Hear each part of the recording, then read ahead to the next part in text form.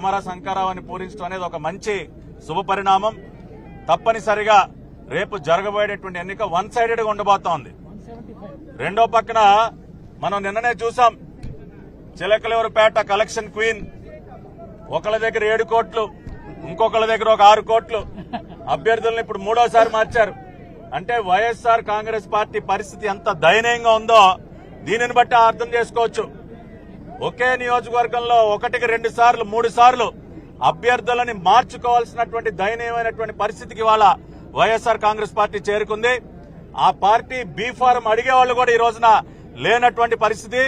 Why not 175 ని విర్రవీగినటువంటి జగన్మోహన్ రెడ్డికి ఇవాళ వైనాట్ పులివెందల అని చెప్పి ఇవాళ రాష్ట్ర ప్రజలందరూ కూడా సవాల్ చేస్తా ఉన్నారు. కాబట్టి జగన్ రెడ్డి నీ కథ మొత్తం కూడా అంతమయ్యేటటువంటి పరిస్థితి.